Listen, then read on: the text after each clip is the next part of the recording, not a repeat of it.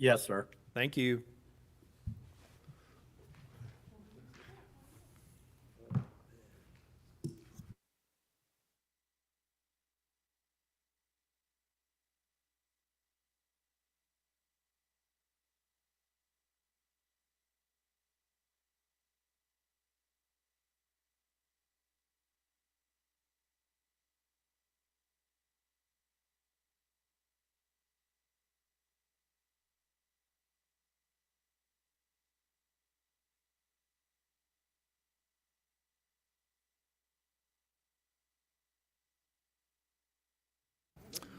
Okay, well, I have 6 o'clock, so we'll go ahead and start the meeting.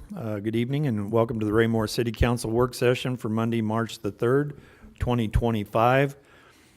We have several items on our agenda this evening. The first one being the memorandum of understanding that's being negotiated between us and the Chamber of Commerce.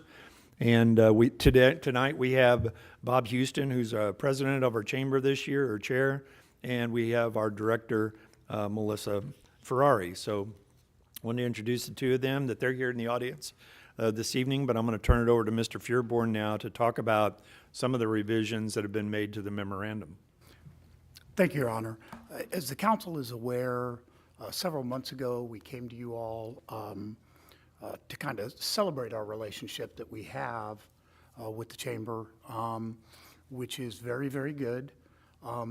But one of the concerns we've had for a number of years is the fact that the memorandum of understanding that existed at the time basically said there needs to be at least a desk and somebody who is breathing over at the chamber office for us to actually be engaged with them. Chamber does much more than that for us. They're a great partner. They're a good point for the city. Great sounding board, great interaction, only improving as the months go by. With, I think, kind of the general realization of the mutual partnership that exists there. The new president, who has just come in, has been incredibly supportive even before he was the president. We thank him for that.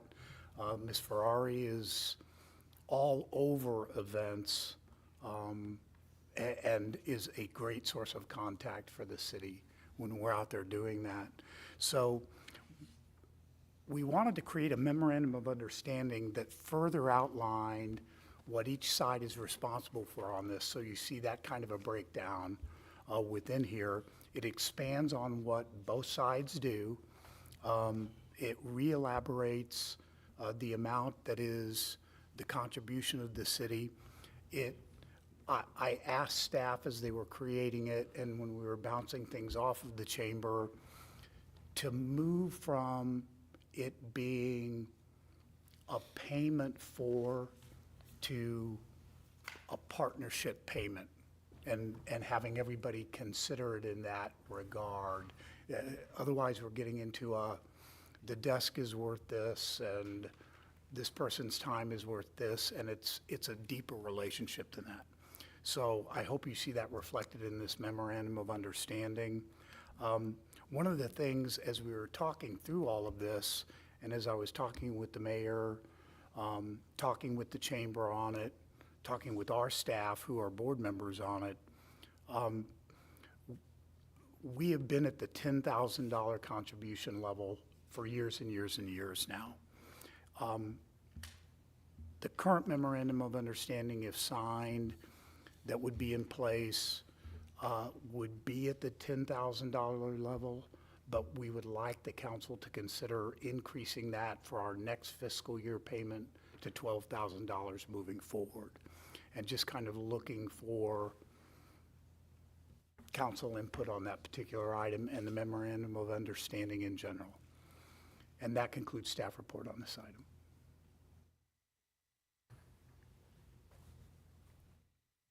Anybody have any input or questions about the memorandum?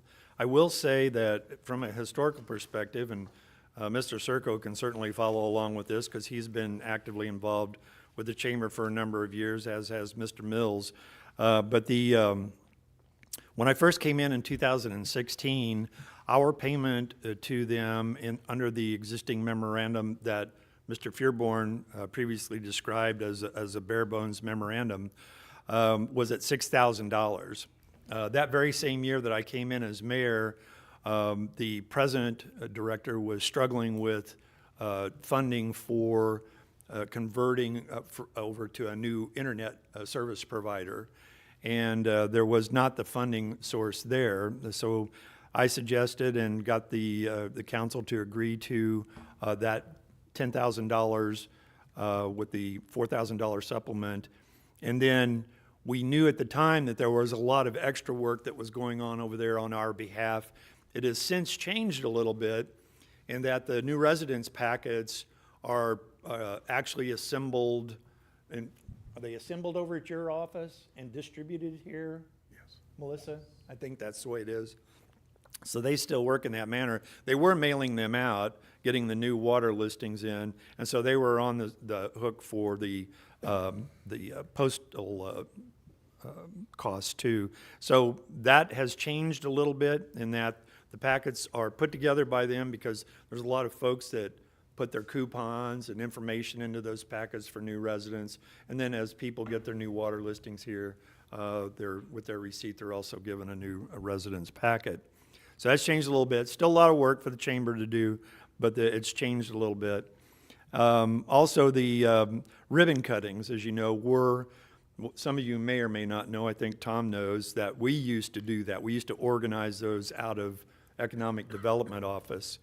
And we have since not done that in the past 5 or 6 years after Mr. Thompson left, so it's maybe even longer, that is totally Ms. Ferrari's responsibility to put together those ribbon cuttings. And as you know, there's a lot that have been going on. Our membership has grown from when I started there in just 16, below 200, it's over 300 members now. So Ms. Ferrari's done a tremendous job in recruitment of new businesses here and members to our Chamber of Commerce. So there's a truly symbiotic relationship because the MOU and the funding we provide gets us 2 seats on the board. Ms. Lee and I tag team that position when I can be there. When I can be there, she's there in an advising capacity, and I do appreciate her input from a marketing and economic development perspective now, as is Mr. Gress, a regular member of the Chamber of Commerce Board. So we do have quite a bit of input to the Chamber of Commerce, as does the school district, and as you can see, even the county, with the representation that they continue to have with Mr. Houston being on the board. So I agree with Mr. Fearborn. I do feel like to jump into 12 this year, we're not really in a position to do that, but should be considered for budgetary purposes down the road.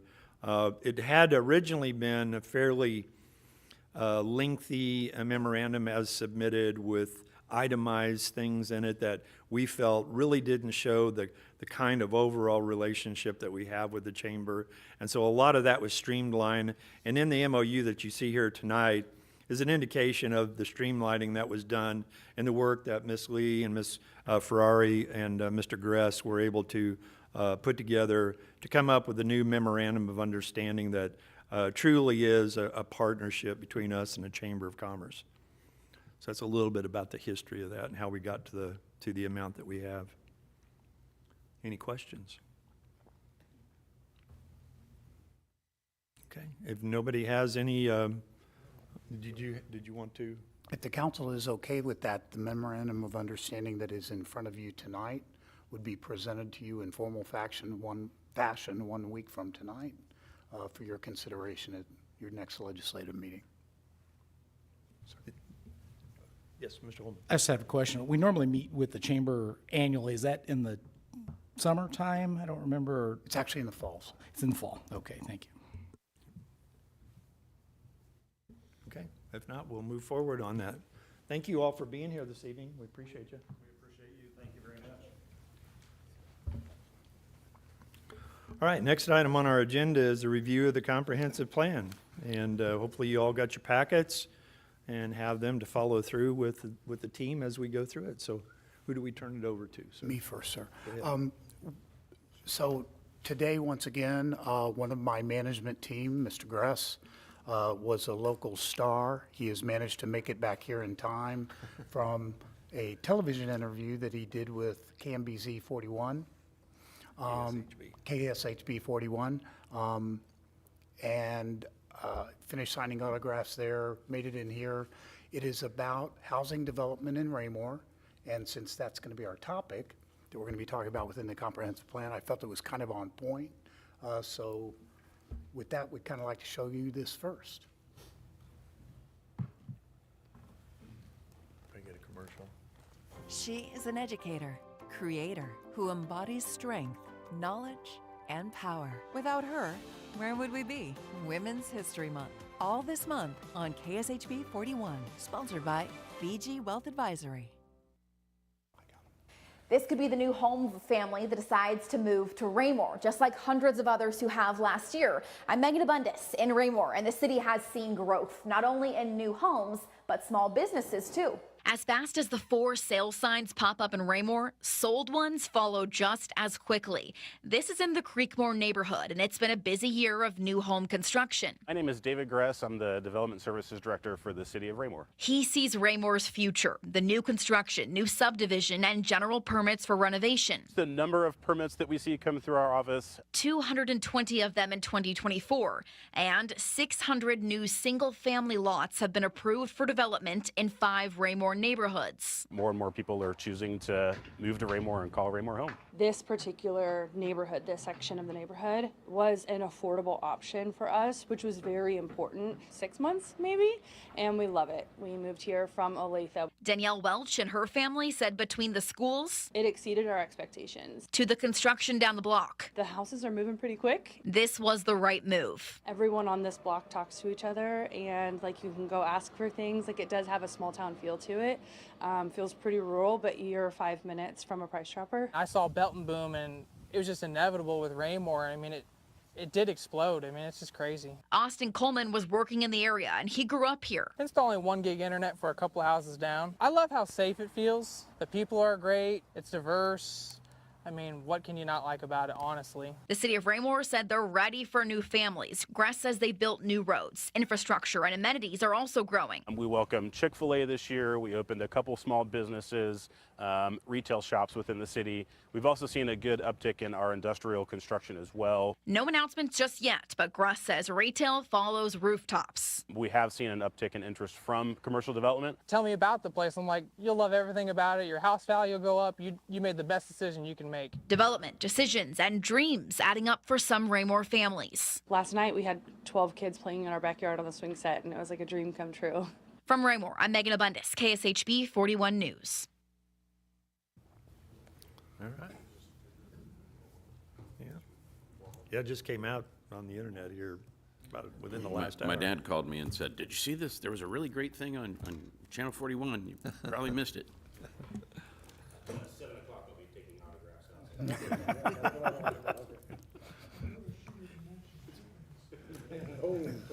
Mr. Gress Oh, is- you had to go there, Ingrid. What am I going to do with you? Mr. Gress, David, who's trying to proceed top with the that? comprehensive Right. plan. Well, thank you, sir, and Mayor and Council. I'm excited to be back again tonight to talk about the comprehensive plan, go over kind of the status of where we're at and where we hope to go, and also get some feedback from the council before we look to bring it before you all again for formal consideration and adoption. So kind of as a reminder of some of the work that we've done, back in July, we brought this forward to the council in draft format. Talked a little bit about the plan in general, a little bit about housing at the time, had gotten some feedback and made a couple tweaks to the plan since then. Last week, the Park Board looked at their master plan section of the comprehensive plan and made a recommendation to adopt the Parks Master Plan as their guiding document moving forward, which was kind of our first step in really trying to kick off the formal adoption process. I know moving forward, pending our discussion this evening and any changes that the council might want to consider, our hope would be to get a meeting scheduled with our Planning and Zoning Commission to start their process of adopting the land use framework and transportation framework, and then look following that to bring it forward to the City Council for formal consideration to hopefully adopt the whole thing and allow us to kick off some of the work that is scheduled in some of this with some code changes and other things that we've already kind of started talking about. So at a high level, like I said, the comprehensive plan is before you all in its most recent format. We've got some additional information that I can present here in just a few minutes as we talk more specifically about housing. But I'll pass it back to Mr. Fearborn to kind of preface that conversation and look forward to your all's feedback. Thank you, Mr. Gress. As he has indicated, another kind of high-level discussion with you all on the comprehensive plan to get it through the finish line. One of the items, the last time it was before you, that we had talked about was, and it got sidetracked with some other conversations, was the vision that the council has for types of housing and percentages of housing associated with that, with the comprehensive plan, and do you actually want target levels that would be in the plan? Do you want target levels that are referenced but not within the plan? Do you want it to be an appendix of the plan? Do you want it to be discussed? And to that end, we didn't want to have you talking in a vacuum. So the materials that Mr. Gress is going to be handing out here are, and I openly admit, we often hear, both from the council and from residents. In fact, the mayor and I and Mr. Gress were in a meeting last week where we heard from some of our prominent residents talking about our housing percentages compared to surrounding areas.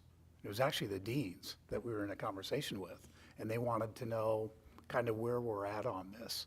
So first I'm going to have Mr. Gress hand these materials out. And what we have done is we've deliberately tried to include the cities where people have said, how do we compare to these cities, both on the Missouri and the Kansas side?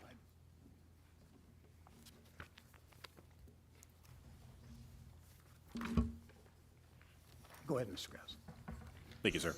As Mr. Fearborn mentioned, the list of cities you see here on this chart are ones that generally come up a lot in our conversations about benchmarking some data and kind of comparing ourselves to other development going on around the region. The one additional thing that I want to point out would be we have brought to the council on a couple different occasions the existing housing percentages for the city of Raymore currently.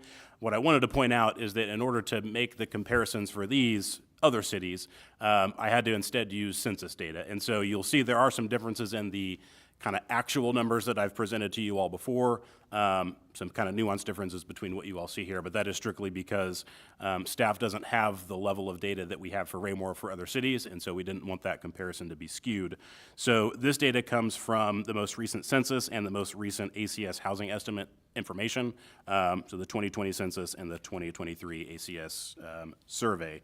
So what we ended up doing is kind of looking at two different things for comparison. The first one being the different dwelling types within those cities of what we compare to here in the city of Raymore, being single-family, duplex, multifamily, and apartments. So you'll see those percentages on the first chart. And then we also looked at the tenancy or the tenure of those homes, meaning are they renter-occupied or are they owner-occupied? And so you'll see those numbers for Raymore at the top for each city that we compared to, and at the bottom would be the average of all the cities that we looked at for how they kind of stack up.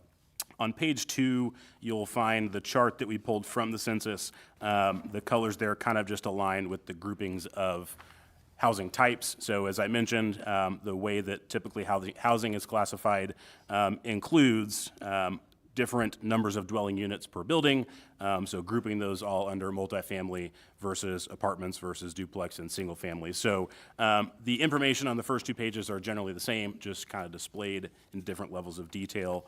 Then kind of looking at it more graphically to try and kind of look at the bigger picture would be the next 3 pages on in your packet there that explain the breakdown of our housing units across the board for those comparison cities, more diving deep into the actual type for each of those, kind of the comparison average to Raymore specifically, and then the last one being the occupancy type, whether it is a owner-occupied unit or a renter-occupied unit.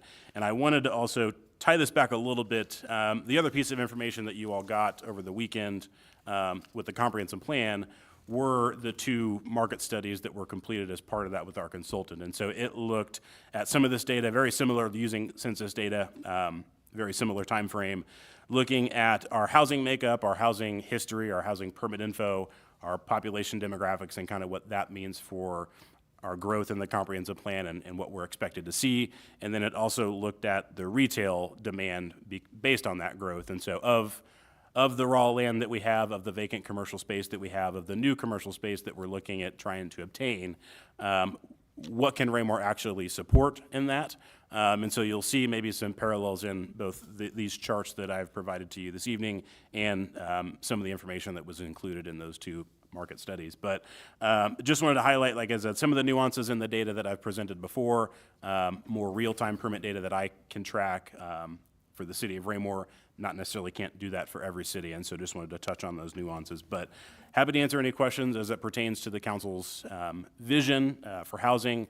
Mr. Fearborn said we didn't want to start taking this plan forward for adoption until we had a really good understanding for what the council's vision was for housing specifically, but in general, just the direction of the plan overall. So really open to the council's feedback and the discussion. Yeah, we'll open it up for discussion at this time.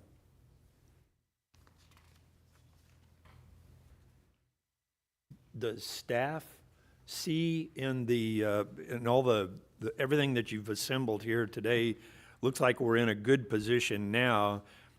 Would it be staff's potential position that we try to maintain where we're at on a fair distribution of the categories that are under our existing structure? I'm going to start, and then Mr. Gress is going to have an expansion on what I'm going to be talking about here. First of all, the numbers themselves. On any given, what we try to do is the numbers that are in front of you that lead to this are us compared to those other cities to the very best of our ability at a moment in time. As soon as the 20 houses that were in the video up here get built, that percentage changes. So from time to time, you're going to see at any given time that we would report to you, single-family housing now is going to creep up because we don't have any compared to the other categories creeping up for the next few weeks to 6 months. Then Sean Siebert's duplexes come on, and so the percentages are a living thing. They're always changing.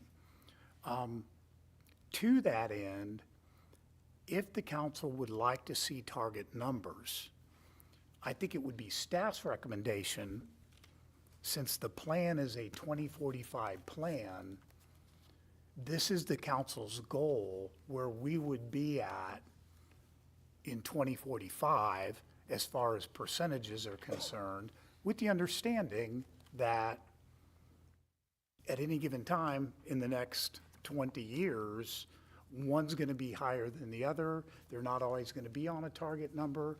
You might want to look at ranges. By 2045, we'd like to see single family between here and here.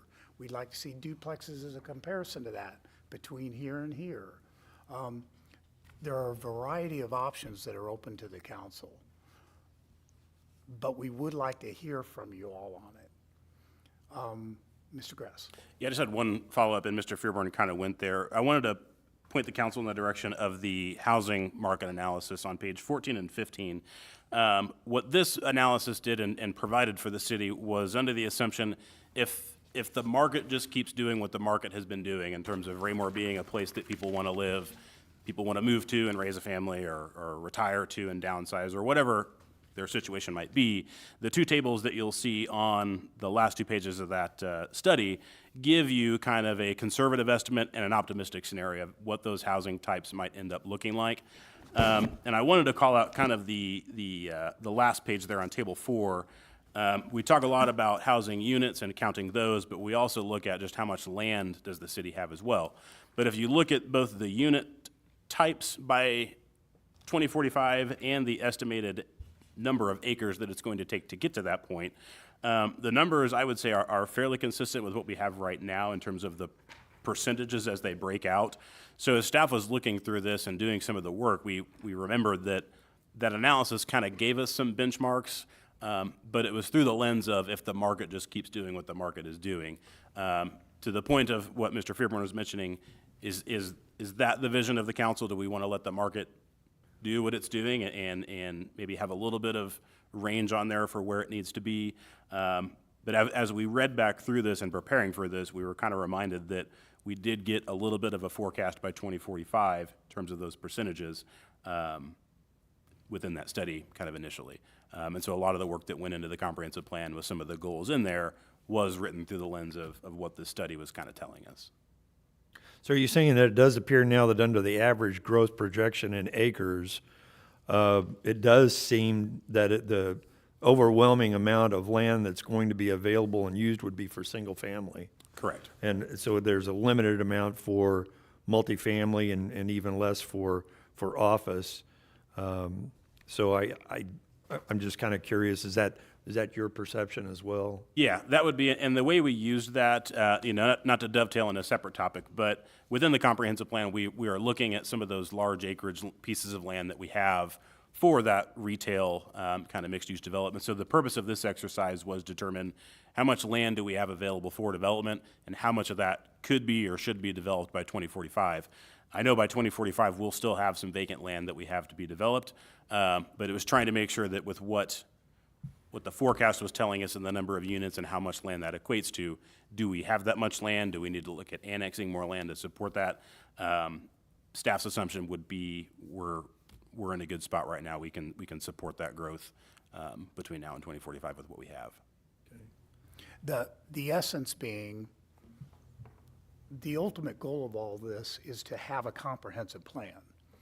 For those members of the council who've been around long enough, we've been working on the comprehensive plan for so long, but you'll remember Mr. Gress, before him Mr. Cataret, always ending their presentations with the elements of this development is in keeping with the growth management plan at the time. That's our ultimate goal, is staff is given the direction from the comprehensive plan and the council ultimately in approving the comprehensive plan that our direction is don't get out of whack on the comprehensive plan. Organically, we are being told this is what's going to happen. If we get out of whack organically on something because somebody comes in here and says, I'm proposing 600 acres for nothing but an 8,000 unit apartment complex or something stacked on top of a Costco. Yeah, I know, right? Then we're going, that's actually happening, by the way, that's why we joke about it. That is not in keeping with the comprehensive plan. And staff has to, when those developers are coming to us, we have to recognize that while at the same time understanding it's a step-by-step living process. Where are we going to be at? How does staff drive this? So in 2045, if the council likes this organic picture, that's where we're at. That makes sense. So it would be, so if this organic picture were, say, codified to a certain extent, or at least the board was, or the council supportive of that, then that gives, as the developers and people walk into the office, you can say, okay, we've got a range of where we're headed. We want to stay with that. That's our comfort level. So, your plan that you just described is a skew of what our comprehensive plan dictates for our community. Right. Okay. And sir, a really good example is the conversations the mayor and I and Mr. Gress and some of the internal development team have had the opportunity to meet with two of our largest landowners who we've discussed with the council, the Deans and the Goods. And in both of those conversations, this issue came up. What is highest and best use of property? How does this fit in with the long-range plan of the city? How can you all help us and how can we help you to get to those points? Those are all those first level conversations that go on, this is always an area that as I said, when we were meeting with the deans, they brought this up. What kind of percentages are you all liking to see just relative to one piece of ground that they have on there? So it is a constant conversation with folks. It's always a kind of a conversation with the council. So we would really like to see, at the very least, some kind of a direction. Do you like these numbers that you're seeing here now compared to these other cities?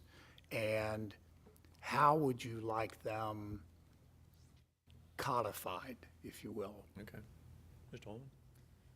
I kind of had a question. So it looks to me, the organic look for a 20-year outlook, 20-year outlook is, it really doesn't change a whole lot in percentages. It stays kind of true to form to what we've seen for quite a while. My concern is more along the lines of a concern that we've had for a while, and that's available developable land for commercial entities.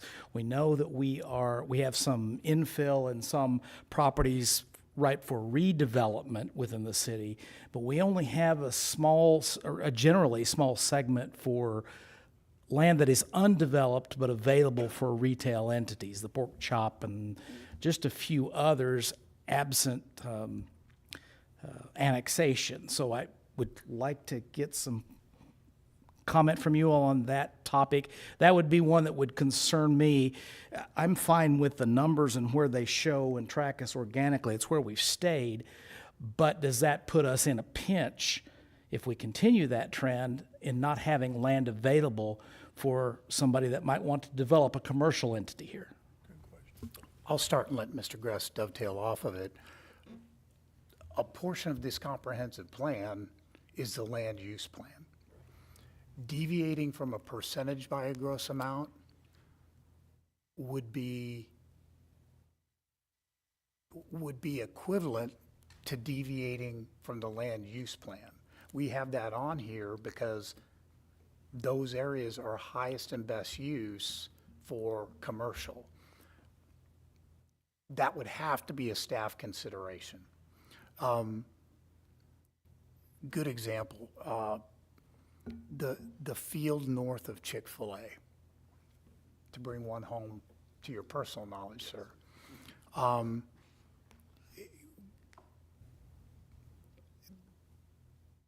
That's ripe for commercial. A deviation from that gets a tick mark in staff's mind before we're going to be willing to say this is a better use than that. The entirety of the Pork Chop, as you know, since I have been here,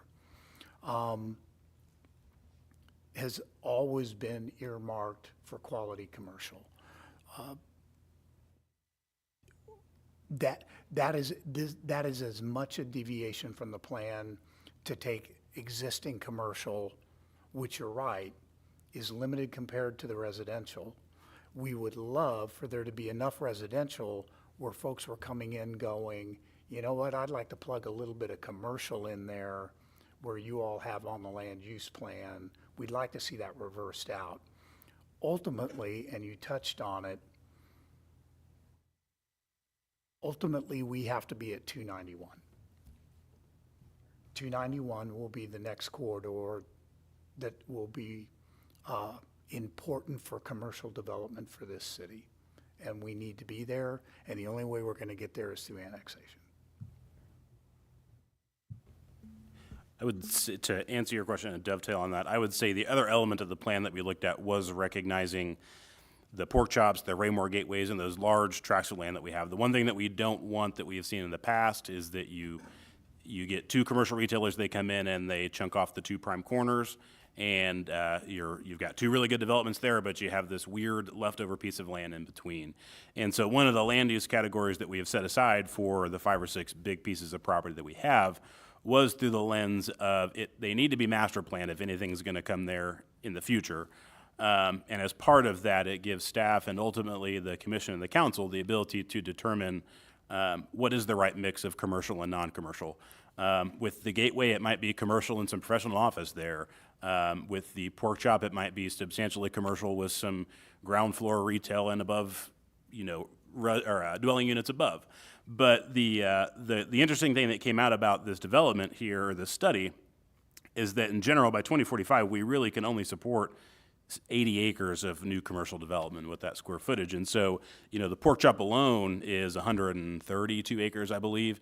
So I think this information gives us the tool that we would need to be having the discussions of what's the appropriate balance on this property versus the next one versus the next one.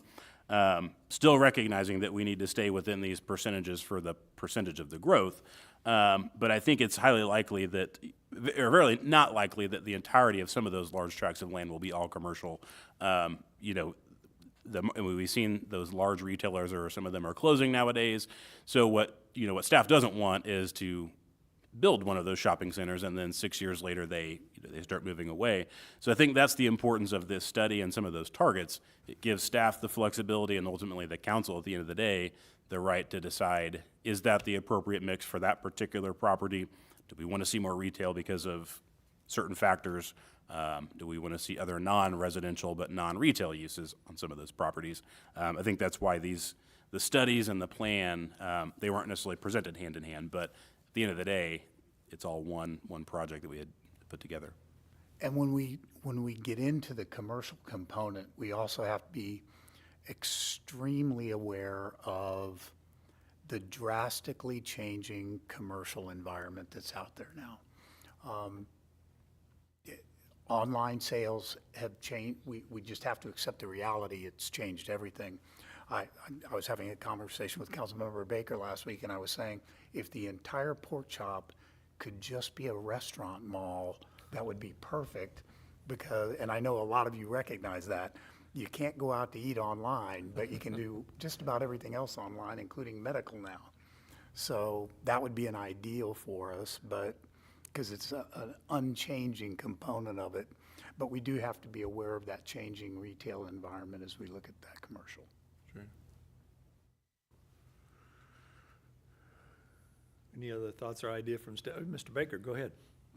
I think there's good info here. I will say, and I do look at where we may be in 2045 with the retail. I think the biggest number I continue to go back to is the pull factor of 0.74, 0.73, that, a growing community that is not retail is not caught up with it.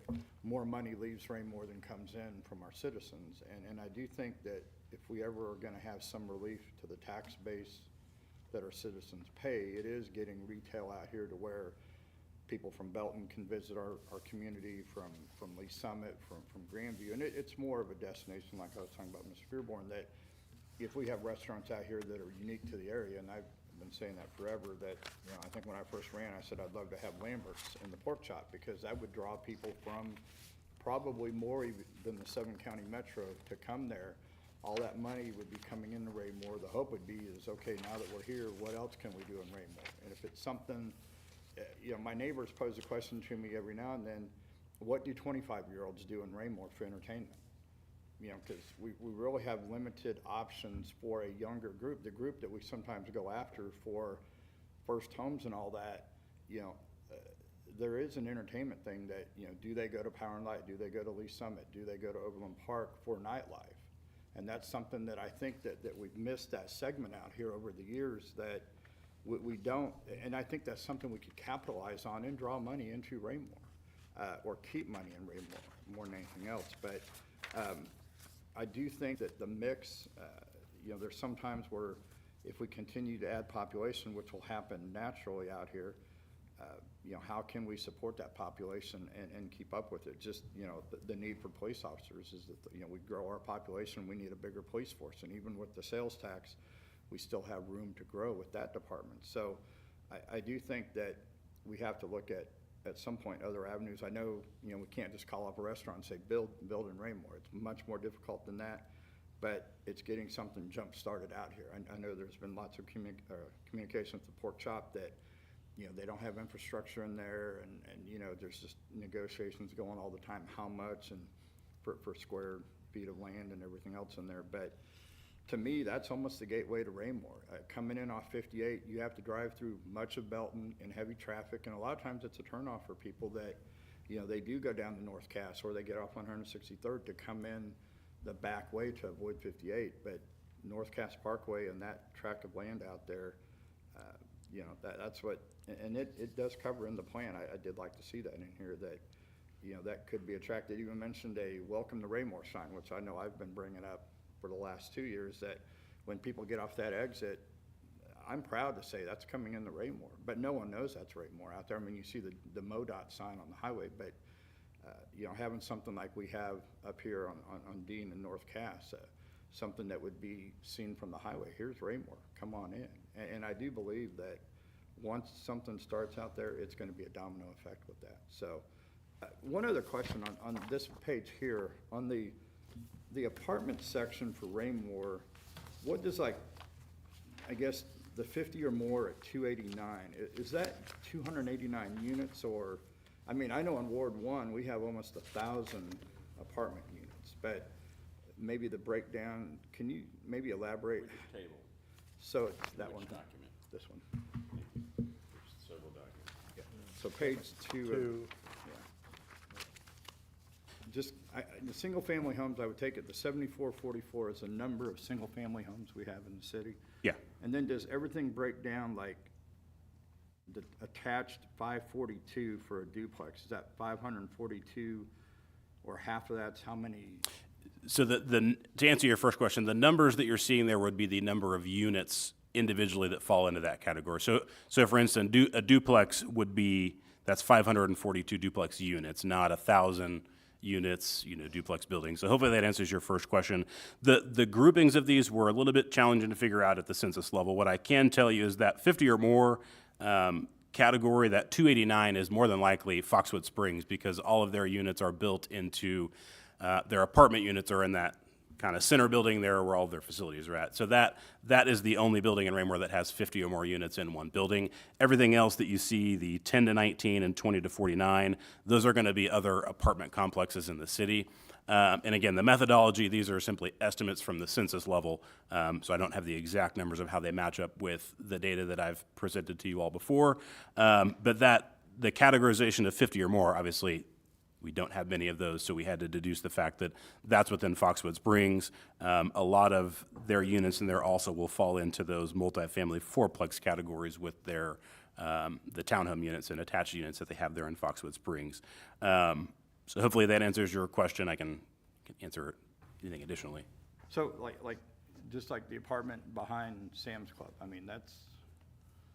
Yeah, so to kind of answer your question there, so what they had to do in order to have all the other comparable cities that they could have access to, they had to compare it to what we had at the time to what they had at the time. That's the only way for us to compare. We could throw all those new numbers in there because we know what those new numbers are, but we don't know what everybody else's is. And that's why we tried to compare that to. So some of those may be askew now. Though, like Leawood, they may have put in 3 or 4 more apartment complexes and may have more units out there too. But this was the hard data that they had to work with. Okay. So in our data here, I mean, there's several hundred that Yeah. 5%'s not true what we have. Yeah, you have the lofts and you have, I wouldn't say it's not true. It's true to compare to the other cities. It's not where we're at right now. And some of these, like I said, in 2020, you know, as Mr. Furbar mentioned, it was a snapshot in time, may not be exactly comparable to the information we've been able to give you at the building by building basis like I have before. But like I said, in order to compare every city that we've looked at, we did have to kind of normalize some of that data to the census. You know, that's data from 2020 and 2023. It's hard to tell what information was put into that mix specifically from each of those surveys. But again, hopefully that kind of answers your question. Mr. Mayor, Mr. Mills. is it possible, not worrying about the other cities, but just our city right now, that we could have these percentage breakdowns by ward? And one of my thoughts is that I think we have an overall goal for the city. Let's say we want 80% residential. But I think we need to have something in our plan that says, we have a cap in a specific ward, like a specific ward can't be, more than 20% or 25% multifamily. I mean, I don't want us to see where we're just trying to we're getting our percentages, but we're shoving everything into one area of our community, if that makes sense. Well, I know what you're trying to say. It's difficult because your particular ward is kind of a commercialized ward and is different than the other three. So it would be difficult to break those percentages down for a specific percentage to apply to every ward, because I think that would just be impossible given the makeup, being along the interstate, the major thoroughfares, where the commercial corridor is. I mean, I know where you're going with it, Mr. Mills, but I think it'd be difficult to establish a particular ward and be it comparable to the other three as well. Mr. Ullman? Well, I'm not saying it would have to be comparable, Mayor. I'm saying that not every ward, it says we're going to 70% in every ward, but I mean, any one ward can't be at more than 60% or whatever. And I'm not talking about commercial. I'm just talking about strictly looking at the land that's dedicated for residential multifamily, that area percentage. Okay. Mr. Ullman? I think that's unfeasible. The ward boundaries change every 10 years whenever we do a census, especially in a growing community. They changed last time. They'll change again because we divide them roughly by population. So you could throw those numbers out of skew just by changing the ward boundaries. We'll change them again likely in 5 years because we've grown and we'll grow again. And so to put those numbers on there, you're going to throw this entire plan out of whack within at least a boundary of every 8 to 10 years.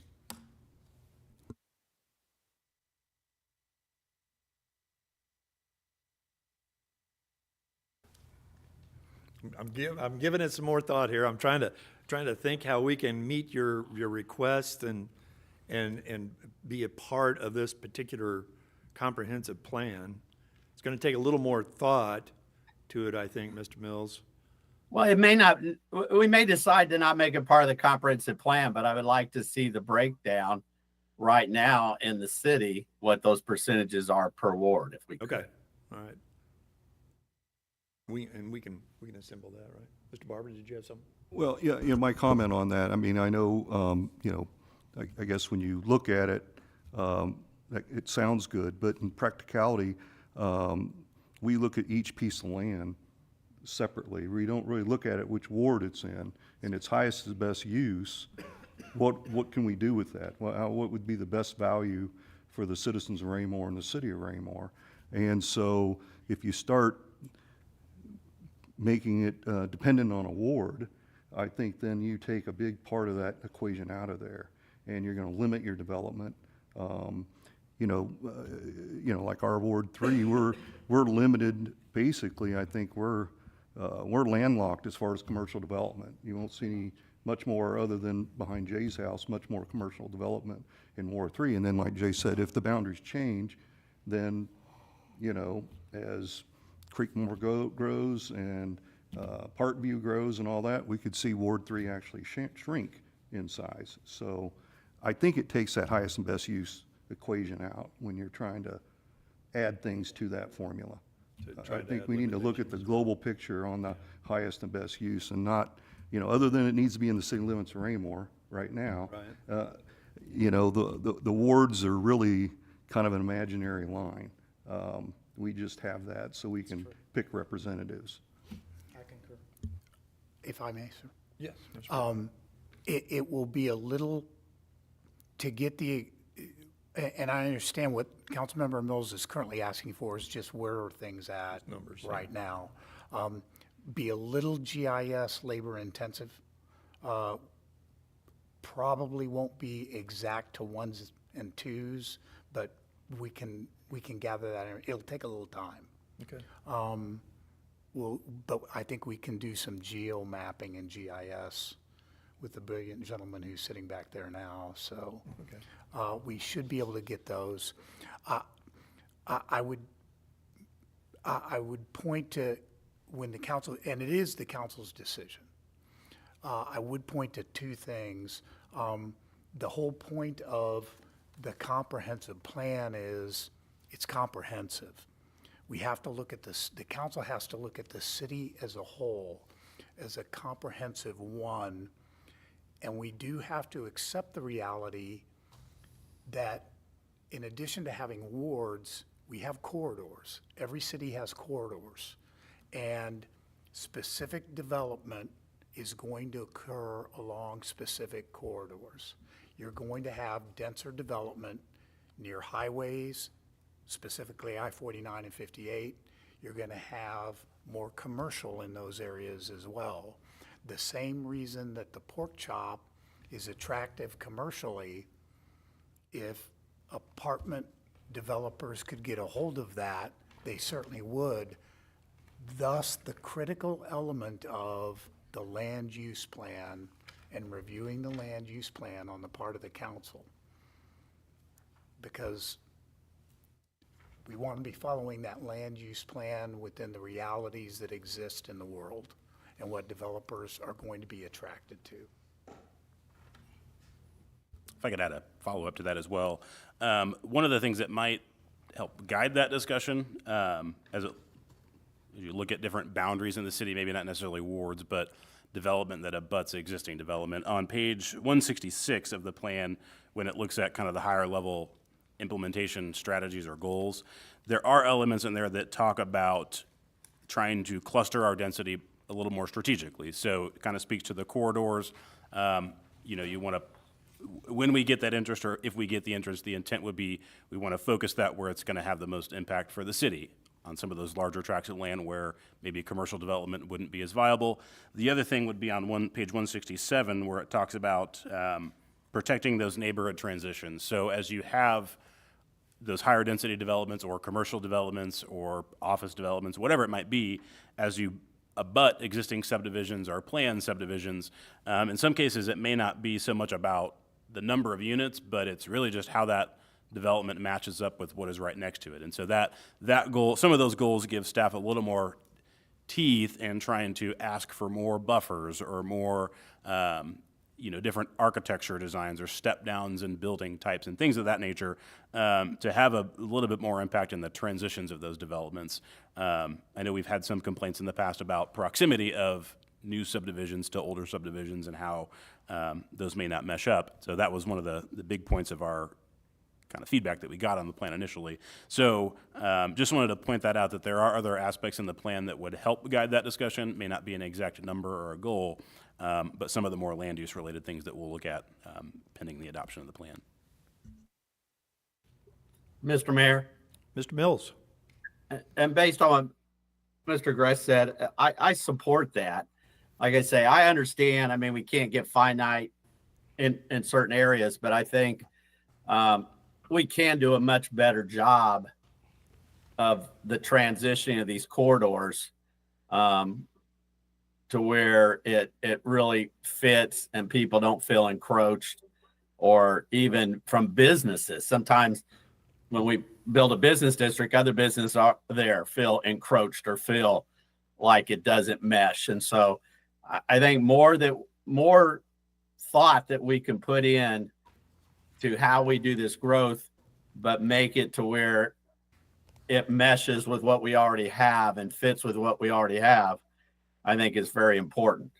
So I understand we can't get to those specifics.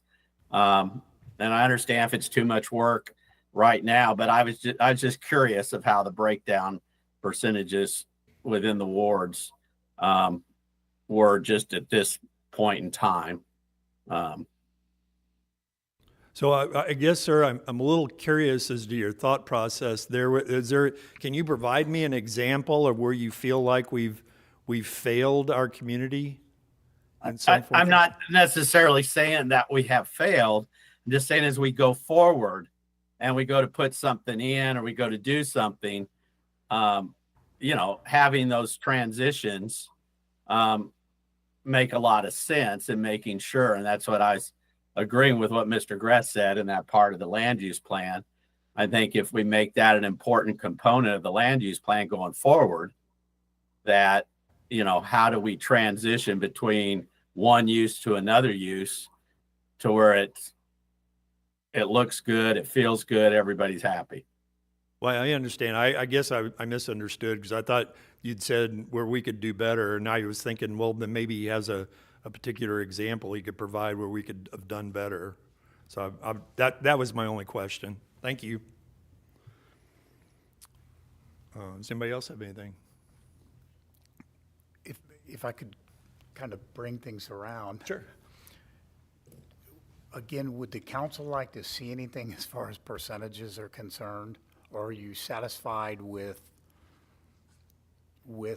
continuing along the line, and would you like to see that codified?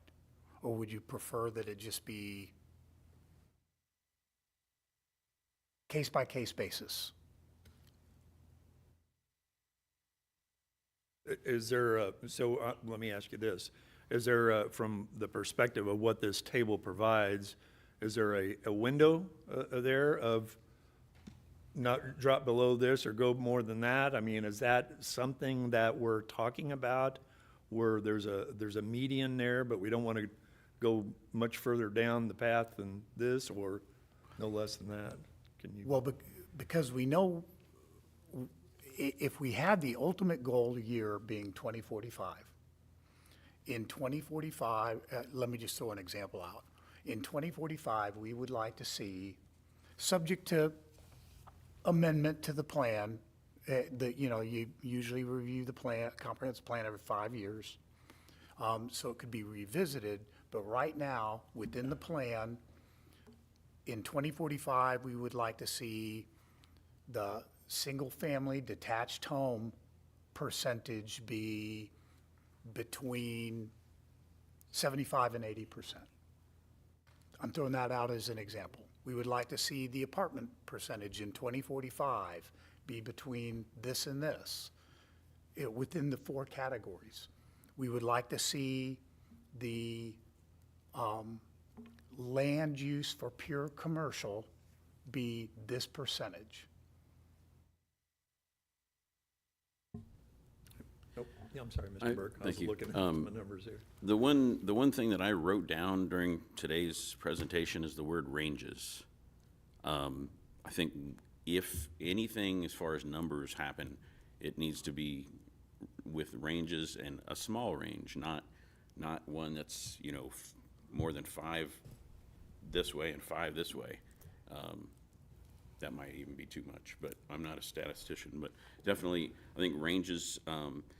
Because anything else is just useless, because it would just, numbers would prevent things happening, and then there would have to be amendments made to allow something to maybe go over by 1%. And it might be a huge project, or it could be a commercial development that we miss because of some little number. Good point. No, that's a good point. Mr. Barber. Yeah, I think it, we really have had that kind of that 78 to 80% since I've been on the council in 2015. That's just kind of, it's not been locked in stone, but it's just kind of how things have ruled out. I think the problem with putting a fixed percentage, even range maybe, is as you build, things change. I mean, we're not landlocked. So, I mean, I'm looking at like Leawood and Roland Park and Prairie Village. I don't know how much development's left in those cities, probably very little. We're at that point where we're expanding. So we do have somebody that come in and it skews our numbers off a little bit, but in 5 years they catch back up, or in 3 years they catch back up. I mean, would that hamper development? I wouldn't want to see something so locked in stones that it hampered it. Well, that doesn't meet our numbers, so we can't do that project right now. No, We've that's got a to good wait point, for too. we've got to wait for 100 more or 200 more single-family homes to come in before we can do this, and we miss out, and somebody else gets it. So, I see both sides of the coin here, but I know that we've kind of watched it, and the council has changed since 2015, and the numbers have kind of stayed very steady in that, these numbers that we're looking at right now. So that's, And staff understands the council wanting that kind of flexibility.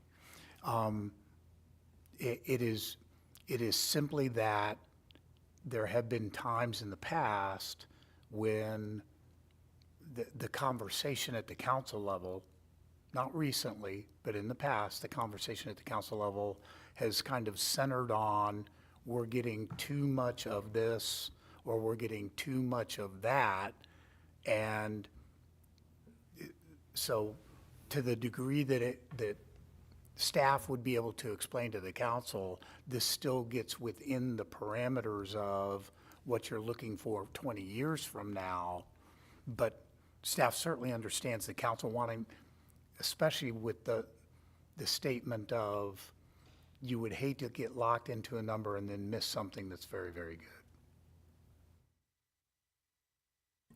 Yes, sir. What is the future for the growth management plan? I know when it was adopted, but how long do they usually, how long does that document, is it live, or it's, is it 15 years, 20 years?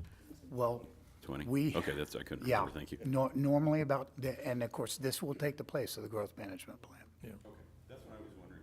Yep. It's usually 20 years with reviews every 5 years. The reason I ask, I just know we used to be really proud of it in P&Z that that was our something that we did, and we were very took a lot of ownership of. Okay. So is that an option then, Mr. Fairborn? Is that this particular table potentially be the adoptive plan for the future to try to stay within those? I mean, does that offer enough gray area for taking on those kinds of projects like Mr. Barber was discussing, and ensuring that they're looked at seriously rather than, okay, we got this tight window? Could I perhaps propose that table be included for what it is? That the as an appendix within this, not a goal, but this is a document that was provided, and then if the council did want to go back and reference it, hey, here's where organically, with good building and good building practices and growth, where the consultant said your needs are, because that's how they couched it, these are your needs in 20 years, and that's attached as a reference point only. 6 years from now, somebody wants to go, hey, it looks like we're getting a little bit out of whack on this one compared to this. You're not violating a number, but is this really a good growth plan that's being followed with this particular development? That way, nobody's locked in stone, but we have a reference document. And it also gives community development an opportunity to say, okay, we need to get more aggressive and say other areas of opportunity to ensure that there's a balance there. Okay.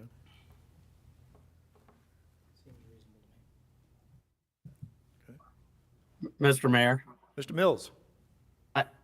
I can somewhat support that, but I really believe that we should have a minimum number for single family. I think that needs to be part of I think we need to be known as a community that focuses on single family. And so the other percentages could adjust up and down, but I think we need to have at least a minimum. I mean, right now this is saying 87%, which would be great.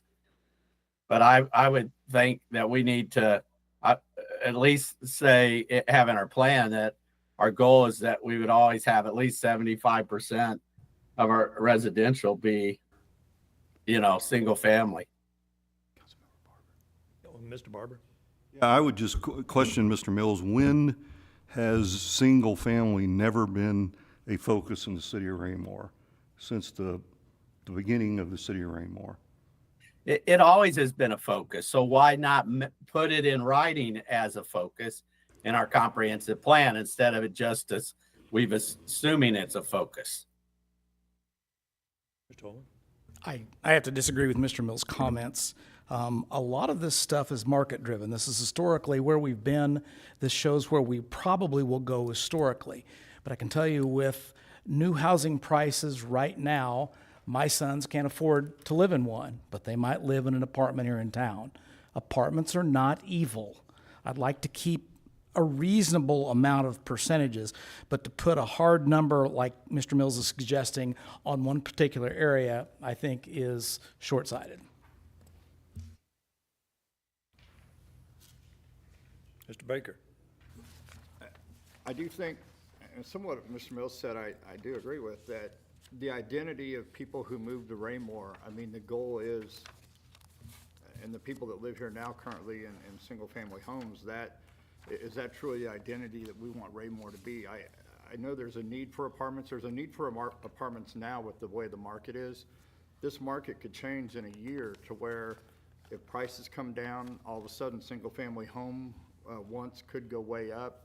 Apartments actually could go the other direction depending on the quality and the ability to build good quality entry-level homes at a fair price. So I somewhat look at, you know, the person who did this or the group that did that.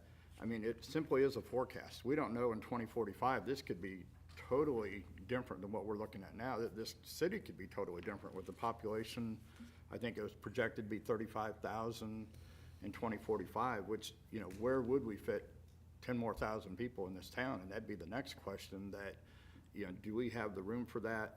Do we have enough retail? That's the one thing I would like to see is the retail to, you know, with the land use plan to ensure that we have enough retail space set aside to support the citizens of Raymore to get this pull factor fixed. Because that's, if we put 35,000 people in this town and it's still 0.7 on the pull factor, we're just supporting neighboring communities with tax revenue. It's not, we're missing out on a bunch here if we do that. So, and I'm not saying that all residents of Raymore would benefit from that, but single-family homes, I mean, that's been the long-term identity of Raymore. Far before I moved out here, I mean, people moved to this community in the early days for single-family homes, and then through time and needs and through market environment, we've mixed in, you know, the multifamily homes, which there's a need for it. I think we have plenty right now with the ratio. I would like to see, and I think Mr. Gress does in his monthly report, you know, maybe this is where we're at now. So we, you know, because these numbers are kind of arbitrary to the report when the report was done over the last couple of years. But, you know, maybe pulling out the last monthly report you did and then maybe seeing a trend over the last 2 or 3 years. You know, let's see our percent for single family home, because we should be able to pull that off those reports and just see what our trend is. I mean, maybe we're flat on single family homes and we're flat on. That's kind of why I was bringing up the table. If you'll turn your page over and you look at the next table, it talks about the average growth projection for the next 20 years and the limited acreage that's there for those particular styles of development lend itself to the single-family home development. I mean, it's a natural progression that's going to occur anyway, Don. So I don't know where you're I don't know where you're afraid they're going to throw up a 6-story apartment complex at Well, it would take less J and space. I mean, we 58 could put Highway. 600 people in far few acres, and we could put 600 people in single-family homes, and I think that is reflective of the percent that, you know, that you don't need tons of acres to put high-density residential in any town. Yet that's what thrives on small acreage. So I look at 5.9% for multifamily. That's probably right in line that you could easily put 600-700 units on 20 acres and it not be crowded if you build up. Depends on where it's at, though. It does. And I mean, we have locations in town. I look at that number a little differently, that's high density residential there. And high density means you don't need a lot of acreage to build high density. That's just how If I could interject a question about the data that we're talking about and sometimes disparaging. Didn't we pay a research company that's what they do for their corporation to get this data for us? So this isn't data that anybody here popped out of some machine in Raymore. This is a company that we took out bids on to have this done. Am I correct? Yeah, I feel like it's pretty good data then. So the Mr. question that I have is, would it be possible to have a representative from Home Builders Association come out and talk? Tell us what they see the market, where it's going, and what their 5-year, 10-year plan might be? David, did you have a discussion with them? So we have started our conversations with the HBA specifically at this point regarding the design standards and trying to gauge their kind of their perception of what other cities are doing and what Raymore's trying to do. We can certainly make that part of our conversation in general with them as well, and whether they are open to coming back and having a conversation with the council, or if you'd prefer that staff just report back on that. The other thing I would kind of mention is I do put a lot of work into trying to get the council and our commission, all of our boards, the real-time count of what is happening and what's being built. Because like I said in the beginning, these are, the information that we have before us is a different data set than what we operate here on locally. And, you know, I'll continue to present that to the council so they have a accurate picture of what the percentages are each month. And I think incorporating that, or maybe making that part of a bigger discussion in our development discussions in the future, so that we're not talking about those at a point in time at a work session necessarily, but it's more germane to the actual application that might be in front of the council at some point in the future. But to answer your question, we can certainly start those discussions with the HBA and see what information they have, or maybe they can point us in the direction of a different group that might have other information as well. Okay. Do you have anything else to add?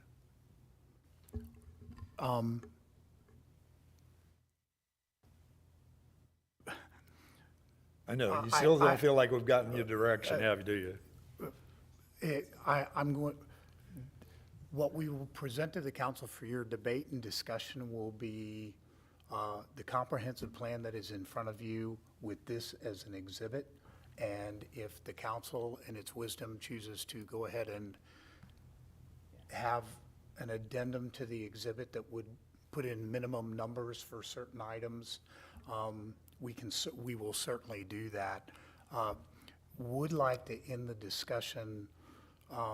I do want to assure the council that I emphasize to staff, and staff emphasizes to me, we make every attempt to make, because it's complicated issues, we make every attempt at all times to give the council 100% accurate information. I believe the council understands that. We try to, when it is possible, it's always good to call in the outside agencies, but to get them to verify and work with staff on the numbers that we're giving you. Always good for the council to hear from those outside agencies and get that third-party opinion. But I want to assure the council everything we are giving you is as accurate as it can possibly be. That's why you have us on board.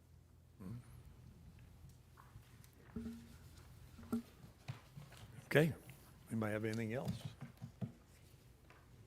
If not, we'll move forward with the comprehensive plan, with the, this table number 3 as an exhibit.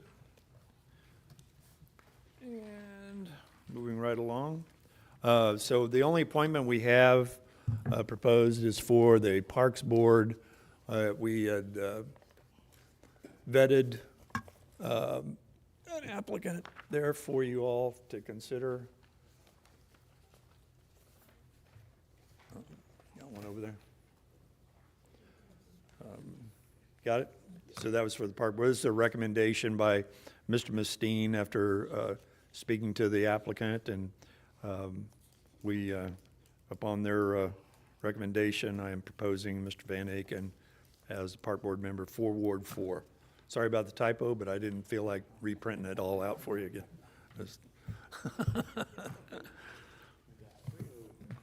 All right. And with that, is there any other item to come before the board this evening? Did you have anything?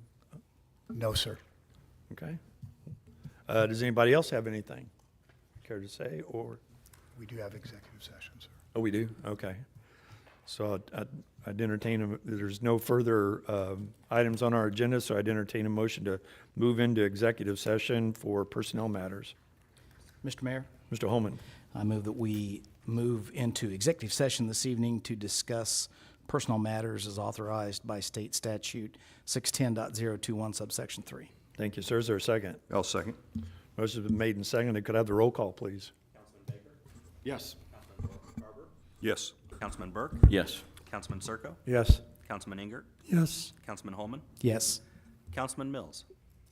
Yes. Sir, point of order. I don't think by our bylaws, Mr. Mills can be part of He an cannot. executive session. That is accurate. He cannot, sir, but he can vote to go. I got you. Okay, thank you. Okay. All right.